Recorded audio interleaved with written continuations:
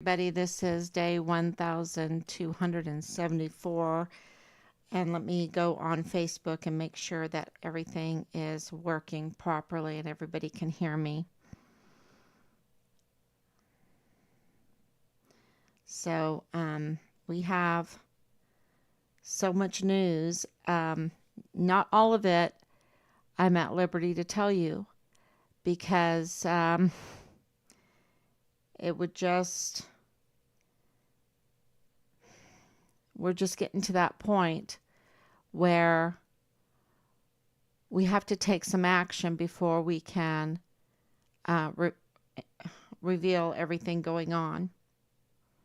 So, and there's so much going on. Okay, so it looks like I'm live. Let me make sure. And I know that's a little confusing, but I hope you read between the lines. I see everybody. Thank you so much. Okay, so today, really big news. I think that something happened today that broke this case open.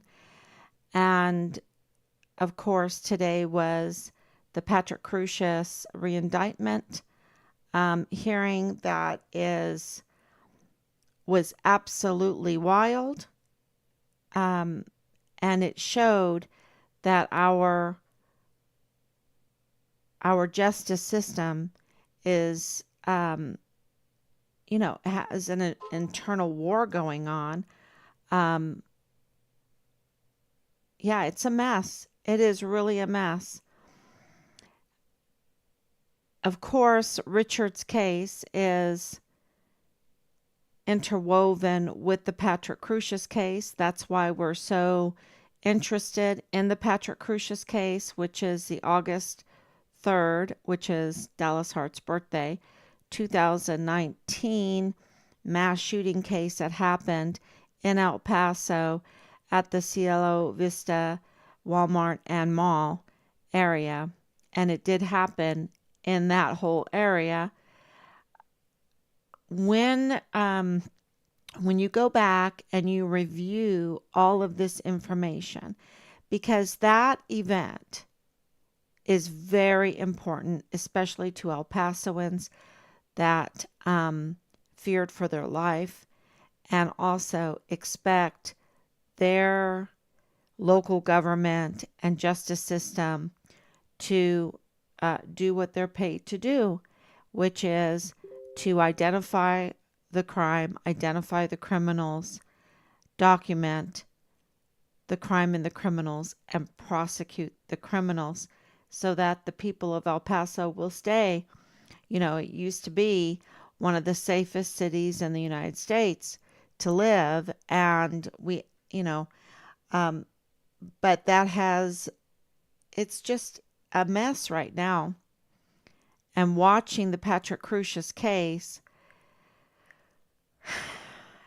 I think that the community, the people of the United States, the people of El Paso need to watch that case very carefully. And of course, since Richard's case is interwoven with that, we have put together a timeline.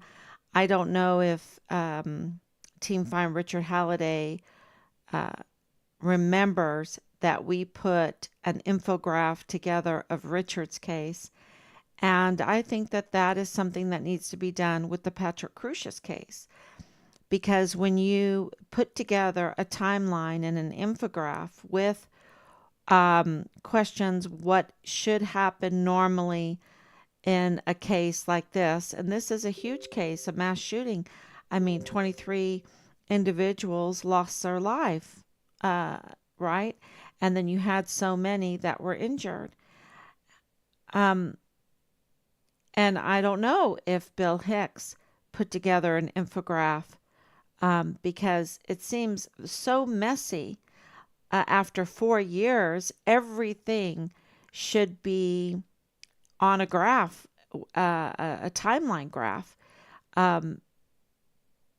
And they're still trying to collect evidence. And they can use that excuse forever. It's kind of like Richard's case. Every day is breaking news, every day is new evidence. But for months, I've been saying we have enough. We have enough. We don't need to have all of it to know what happened, right?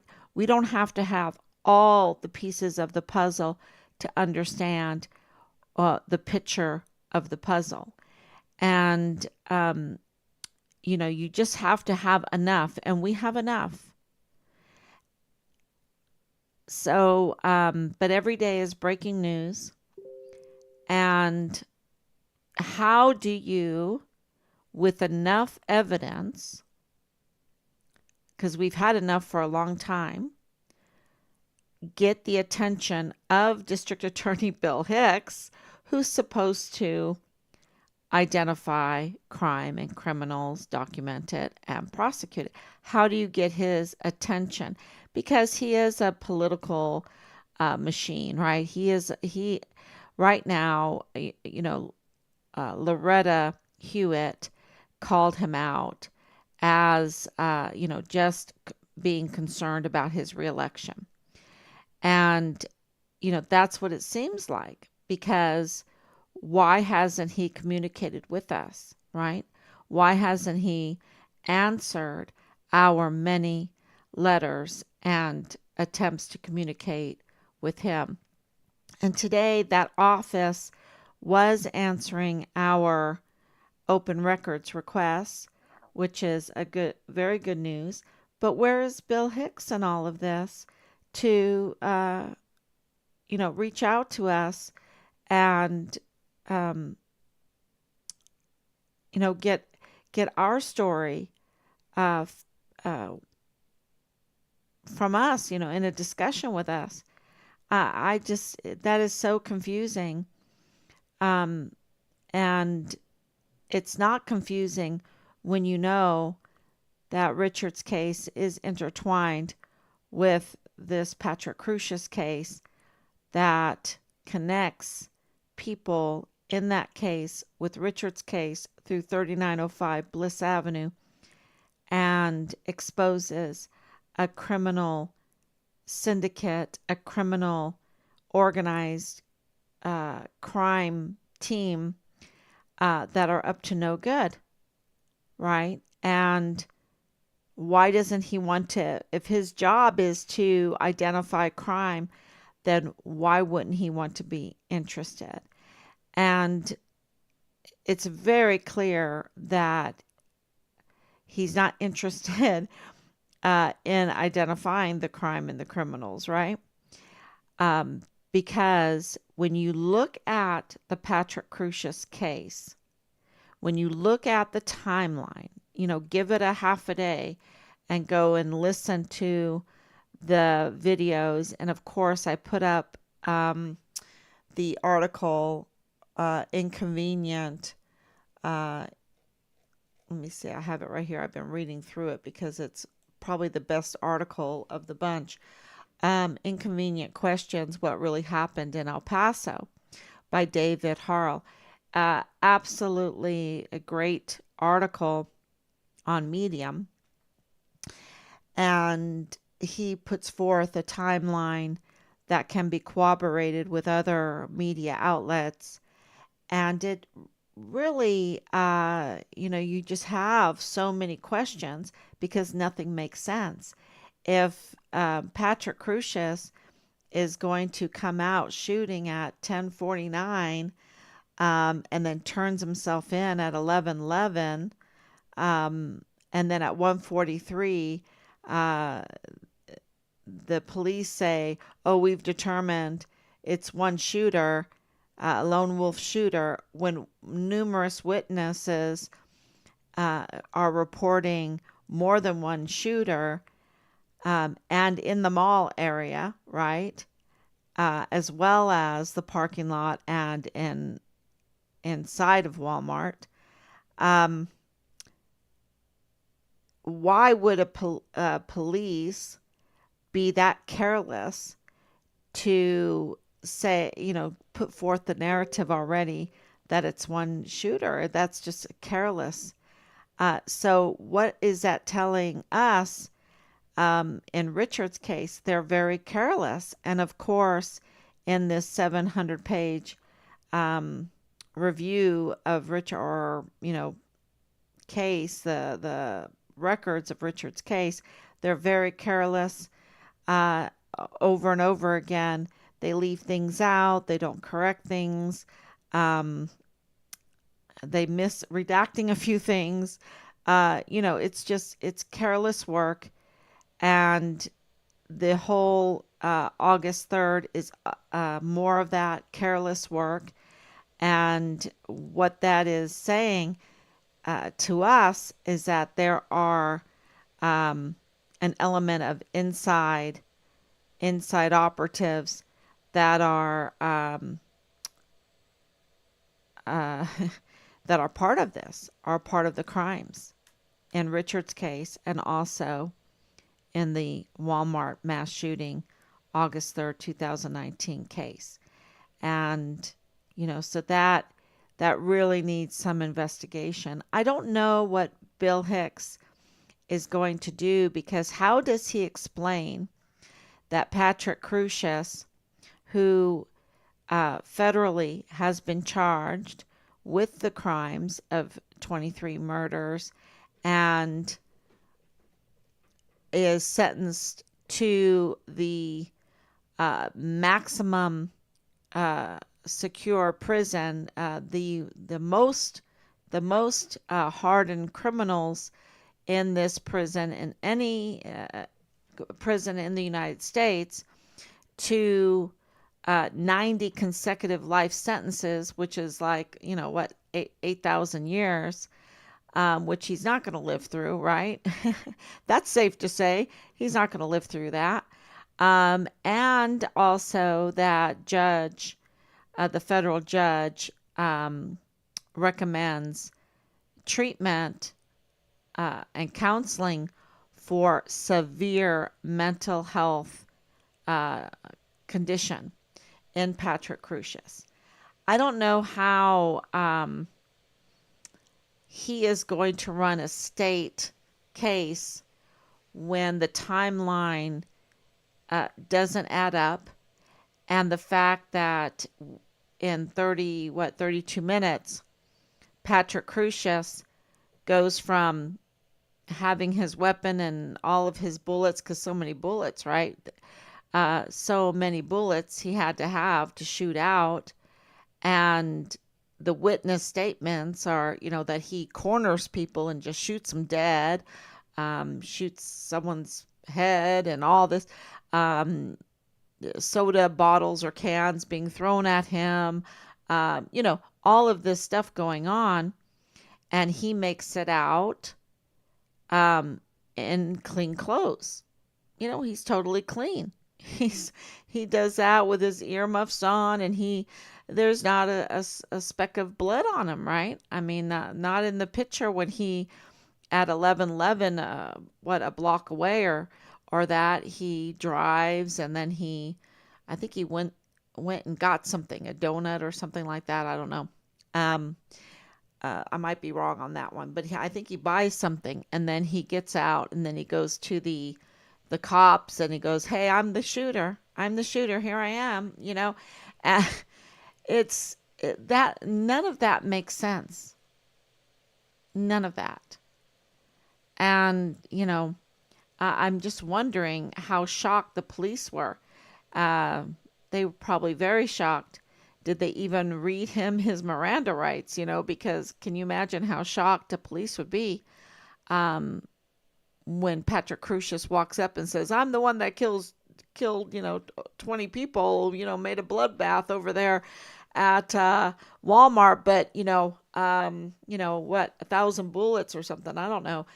How many bullets does it take?" Um, and how many bullets did his weapon have? I don't know. The forensics would have to, that would all have to be revealed. Maybe it was in the federal case. But anyway, he was found guilty, and then he just turns himself in And then we're supposed to believe that he thought that he was going to die through it, but that he had to protect his hearing, you know. um, it's just things just don't make sense. And why am I saying that? Because they don't make sense in Richard's case either. And more information is coming out. Thank God that it's all coming out. It but at the beginning of all of this, it didn't make sense. And so I had a friend that said, you know, it's just amazing that you have done this for this long, right? It's amazing. And I'm like, well, it's because every day is like new information. And God has just given us every day like new information. And with that new information, it just drives us forward every day with this new information. And so that has been, I'm getting some messages. I hope everyone can hear me. Let's see. Yeah, I think so. Um, so, every day is new information, and, so we have to look into it, and we move forward, and we write letters, and we inquire, and we've, we've trusted our agencies, our institutions to do the right thing, to do their duty.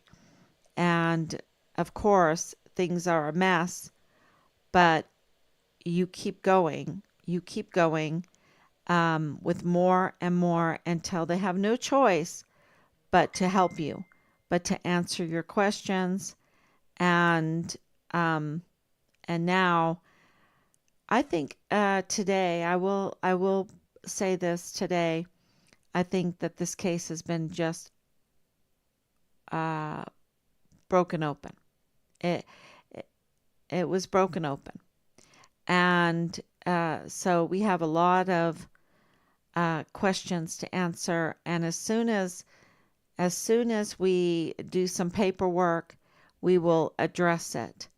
So just say a lot of prayers because and thank you so much for your support and for believing in Richard, because I don't think you're going to be disappointed at all.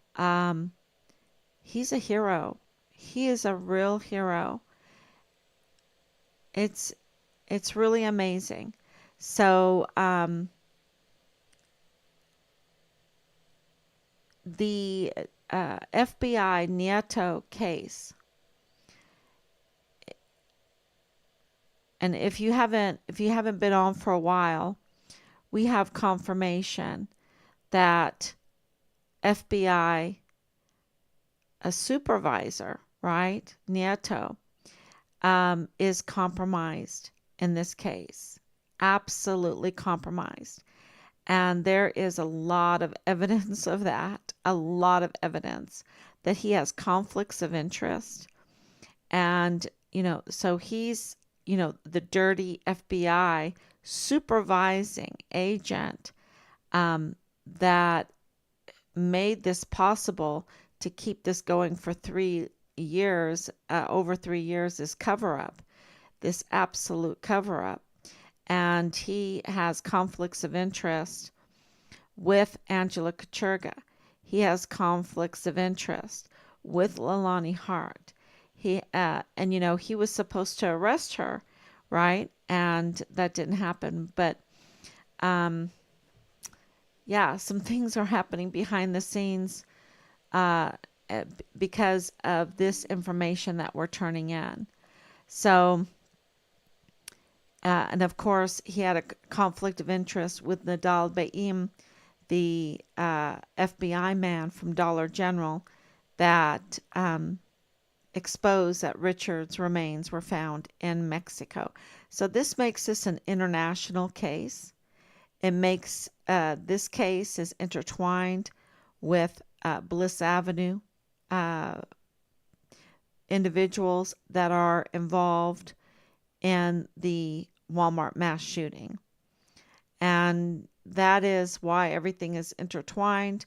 That's why it's been such a big cover up, because it is a job ending kind of case. It is a job ending, a career ending kind of case, right? And if we, really get some justice in, because they made it worse. Not only is it career ending, but I think the death penalty needs to be on the table. This has absolutely been um, um, a capital crime, what they've done in Richard's case, and like what happened in the August 3rd, 2019 mass shooting. We received hundreds of pages today from the DA's office, DA Bill Hicks, without getting any kind of communication from him, which is odd. And so we have to go through that paper along with the 700 pages that we have been making our way through. And that has been very, very revealing, very revealing. So just, thank you so much for hanging in there with us, for us to get through all of this paperwork that now is being flooded in. And I don't know if they're, going from nothing to now we're being flooded with information. So, and we're not disappointed with the information. It just, we just need the politics behind it. We need the politics. And I think what happened in Iowa was a good sign that the people, the acts of the people, the politics is the acts of the people. I think they are fed up with the weaponization of the justice system, the two-tiered justice system, the do nothing justice system, but cover up justice system. I think they're really sick and tired of it. I don't think it had totally Trump's victory was totally because of Trump himself, even though he has amazing financials. He started all the opportunity zones, which I thought was a brilliant program. He brought back troops from unnecessary wars. He really, even with all the opposition, did protect the borders as well as he absolutely could do. And, so with all of that, I still think that Iowa, which is, was a Obama state, right? It was an Obama state. It was a Clinton state. I think they gave a very, very loud signal.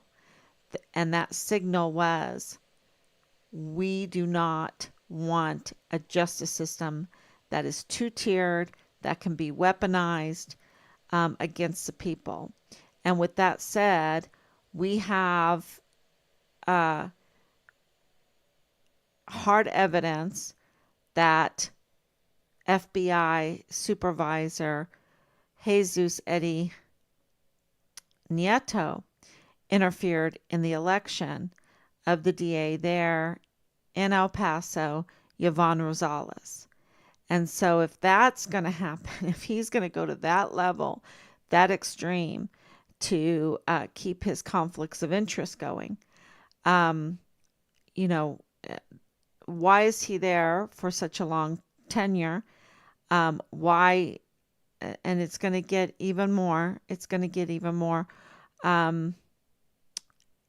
Why is he interfering in an election with Yvonne Rosales, who was absolutely looking into Richard's case?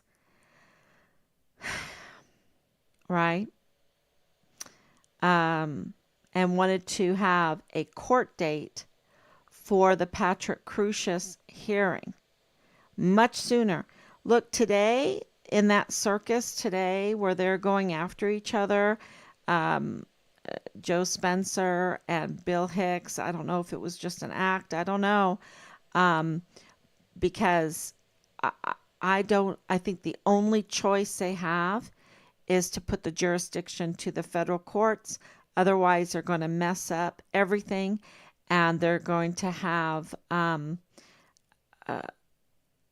a botched case that's going to undo everything, even what the federal courts have done in Patrick Crusius's case. So um, they've already botched the case.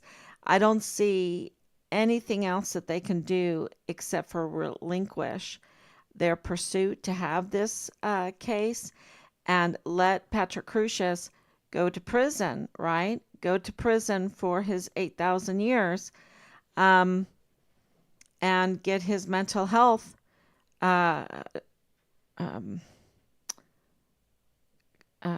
what is it, training or sessions for his severe mental health condition. So, yeah, I don't see how the DA can do this without using more millions and millions and millions of dollars and keep on making excuses that he doesn't have enough evidence. Uh, in that case, how do you not have enough evidence? Um, I just don't see it. And yeah, millions of dollars, and then you don't get justice and make the whole El Pasoan suffer even more, even more. Um, so I don't know. Um, they just don't know what they're doing. And they're working for someone then. They're just so sloppy. It's just all so sloppy. And they're sloppy because they're compromised. That's why. And you can't sustain lies. Lies get very, very sloppy. And this whole thing is just one lie after the other. So, thank you so much for coming on. It's we have a lot of work to do in the background, so I'm just very, very appreciative for everyone coming on. And please share, and I will update you again tomorrow. God bless you. Thank you so much, and yeah, thank you so much, and please share. Bye bye.